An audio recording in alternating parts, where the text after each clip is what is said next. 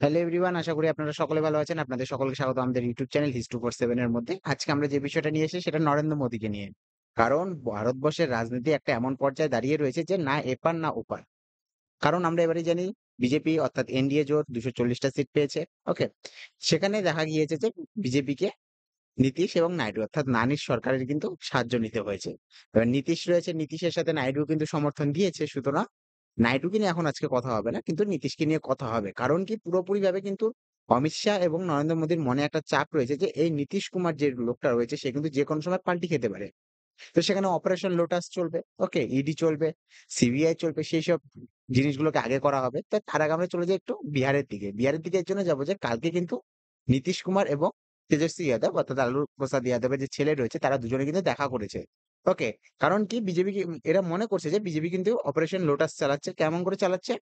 আমরা ১ম এ এই জিনিসটা জানার আগে আমরা বিজেপি মানে বেসিক্যালি বিহারের যে পলিটিক্স আছে সেটা জানবো। বিহারের পলিটিক্স এর সবচেয়ে বড় পার্টি এখন পর্যন্ত বিধানসভাতে যদি আমরা দেখে থাকি, একটা রয়েছে আরজেডি, ওকে, রাষ্ট্রীয় জনতা দল রয়েছে। একটা রয়েছে জেডিইউ, ওকে, জনতা দল ইউনাইটেড। আরজেডির হেড এখন কে রয়েছে? অর্থাৎ লালু প্রসাদ যাদব রয়েছে। তার ছেলে এখন সেটাকে লিড করছে। ওকে, আরজেডি কে, সেটা হচ্ছে তেজস্বী যাদব। আর এরপরে যদি আমরা চলে যাই হচ্ছে নীতিশ কুমারের পার্টিতে, সেটা হচ্ছে জেডিইউ, জনতা দল ইউনাইটেড। সেটার হেড নীতিশ কুমার রয়েছে। আরেকটা রয়েছে হচ্ছে এলজেপি, লোক জনতা পার্টি, বেসিক্যালি এটাকে বলা হয়, বা লোক জনশক্তি পার্টি, এরকম কিছু নাম রয়েছে।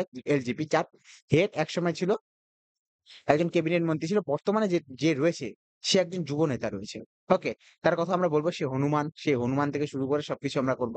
আরো কিছু কিছু পার্টি রয়েছে, তার মধ্যে একটা রয়েছে লোক স্বরাজ পার্টি, বা একটা নতুন পার্টি খুঁজেছে যেটা, তার নাম হচ্ছে জন স্বরাজ পার্টি। ওকে, প্রশান্ত কিশোরের পার্টি রয়েছে। তো সেই জায়গা থেকে দাঁড়িয়ে যে জিনিসটা আমরা দেখবো যে চিরাগ পাসওয়ান, যাকে আমরা হনুমান বলে জানি, যে এলজেপি, ওকে, চিরাগ পাসওয়ান যে রয়েছে, সেই চিরাগ পাসওয়ানকে কিন্তু ১ম এ বিজেপি এখন ভাঙা শুরু করে দিয়েছে।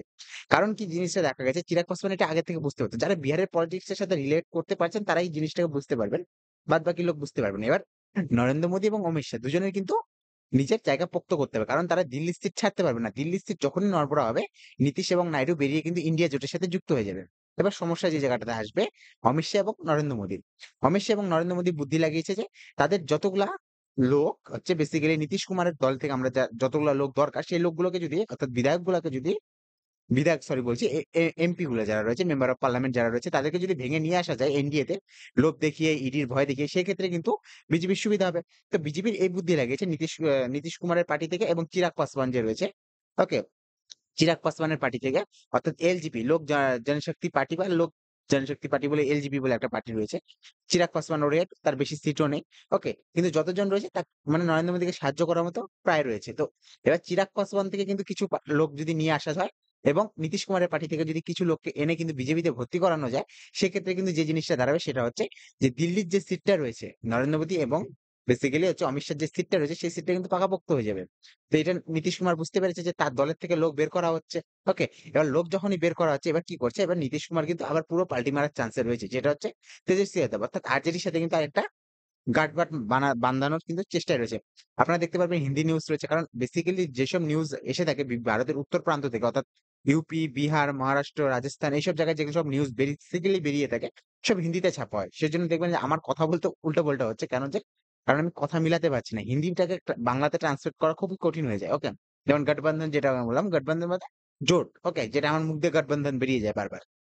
এবার যে জিনিসটা আমরা আসি, মেন খেলাতে আসি। মেন খেলা এটা যে চিরাগ পাসওয়ান যে রয়েছে, চিরাগ পাসওয়ান বেশ কিছুদিন ধরে কিন্তু অ্যান্টি বিজেপি, অ্যান্টি ইন্ডিয়া, কিন্তু অ্যান্টি ইন্ডিয়া বলছি, অ্যান্টি এনডিএ। ওকে, তার কিন্তু বেসিক্যালি হচ্ছে এসব বয়ানবাজি করছে। কি কোন কোন বিষয়ে বয়ানবাজি করেছে? একটা হচ্ছে ল্যাটারাল এন্ট্রি। নরেন্দ্র মোদী সরকার একটা নতুন নিয়ম এনেছিল, সেটা হচ্ছে ল্যাটারাল এন্ট্রি, মানে যে আমাদের যে ইউপিএসসি তে যারা হচ্ছে পরীক্ষা দিয়ে থাকে তারা কিন্তু একসময় 20 বছর 22 বছর চাকরি করার পরে জয়েন্ট সেক্রেটারি, ডেপুটি সেক্রেটারি এমন পদে নিযুক্ত হয়। তো বিজেপি সরকার বলছিল যে বাইরে থেকে আমরা প্রাইভেট কোম্পানিগুলো কিংবা প্রাইভেট লোকগুলোকে কি করবো, আমরা একবার ডাইরেক্ট পরীক্ষা দিতে হবে না তাদের, ডাইরেক্ট কিন্তু আমরা কোথায় নিয়ে চলে আসবো, সেটাকে নিয়ে এসে যাবো ইউপিএসসির মতো এক্সামে, যে ডেপুটি যারা ইউপিএসসি এক্সাম দিয়ে এক সময় 20-22 বছর পরে যে সেক্রেটারি লেভেলে যায়, সেই সেক্রেটারি লেভেলে লোক নিয়ে আসবো। সেখানে কোনো মানে হচ্ছে বেসিক্যালি সংরক্ষণ থাকবে না, এসসি এসটির আরক্ষণ থাকবে না, যে আবার বলে দিলাম আরক্ষণ, ওকে, আরক্ষণ না, সংরক্ষণ। ওকে, এবার সেই জায়গা থেকে দাঁড়িয়ে কিন্তু আপনারা সকলেই জানেন বিহার থেকে সবচেয়ে বেশি আইএস আইপিএস এসে থাকে। তো চিরাগ পাসওয়ান এটা বিজেপির বিরুদ্ধে গিয়ে কথা বলেছে। চিরাগ পাসওয়ান বলেছে এটা একদম খুব বাজে কথা। ওকে। কারণ চিরাগ পাসওয়ান জানতো যে একদিন না একদিন বিজেপি কিন্তু তার এমএলএ কে ভাঙা এমপি গুলোকে কিন্তু ভাঙার চেষ্টা করবে।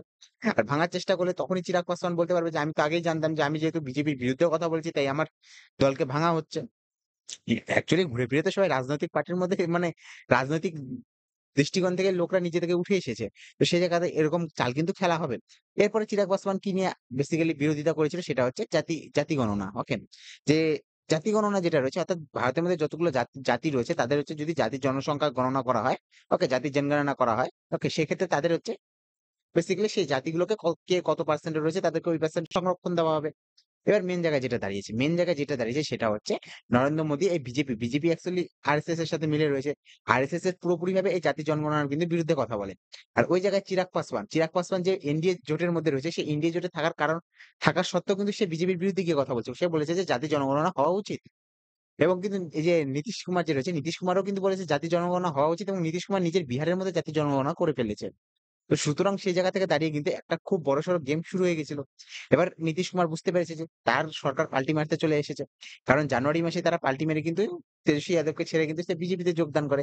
এর আগেও অনেকবার পাল্টি বাজ করে ফেলেছে। ওকে। এবার যে জিনিসটা যে সবচেয়ে ভাবার সেটা হচ্ছে লালু প্রসাদ যাদব। লালু প্রসাদ যাদব কিন্তু আরজেডির কিন্তু হেড। তিনি যেহেতু রাজনৈতিক দৃষ্টিকোণ থেকে কিন্তু সন্ন্যাস নিয়ে নিয়েছে। কারণ তার উপর যে চারাঘোটা লাগানো হয়েছিল ২০০৫ এর আগে ১৯৯৬-৯৭ ওকে এই সময়গুলোতে ২০০৫ এ গিয়ে সেখানে আরজেডির দল ভেঙে যায় বিহারের মধ্যে। ওকে সেখান থেকে নীতিশ কুমার কিন্তু সেখানে যে এই যে জেডিইউ যে রয়েছে জনতা দল ইউনাইটেড যে রয়েছে সেখান থেকে কিন্তু আরজেডিকে হারিয়ে ২০০৫ সালের পর থেকে কিন্তু সেখানে নিজের প্রভাব বিস্তার করে। এখনো পর্যন্ত সেই নীতিশ কুমারই মুখ্যমন্ত্রী রয়েছে। সেখানে যেই ভোটে জিতুক ঘুরে ফিরে কিন্তু নীতিশ কুমারই চলে আসে। কারণ কি? বর্তমানে যদি বিধানসভা ইলেকশন দেখা যায় সেখানে কিন্তু সবচেয়ে বেশি সিটে রয়েছে বেসিক্যালি লালু প্রসাদ যাদবের দলগুলো। এরপরে দেখা যাচ্ছে যে লালু প্রসাদ যাদবের দলের তেজস্বী যাদবকে কিন্তু মুখ্যমন্ত্রী হওয়ার কথা। কিন্তু তিনি মুখ্যমন্ত্রী হতে পারেনি। কেন হতে পারেনি? যে এই যে নীতিশ কুমার যে রয়েছে, নীতিশ কুমার বেসিক্যালি বিজেপির সাথে গাঠবন্ধন করে সরকার বানিয়ে ফেলেছে। এবার যখনই নীতিশ কুমার দেখে বিজেপি তাকে মারার চেষ্টা করছে, এই নীতিশ কুমার কিন্তু যে হচ্ছে আরজেডির সাথে গিয়ে জোট বন্ধ করে নেয় এবং নিজের সরকার গঠন করে। আবার যখন দেখছে আরজেডি নিজের এর বিরুদ্ধে কিন্তু কথা বলছে তখন আরজেডি থেকে বেরিয়ে এসে বিজেপির সাথে জোট বন্ধ করে নেয়। সুতরাং সেখান থেকে দাঁড়িয়ে কিন্তু একটা এমন জায়গায় পরিস্থিতির জায়গায় পড়ে গেছে সেখান থেকে বেরোনো কিন্তু খুব মুশকিল হয়ে যাবে।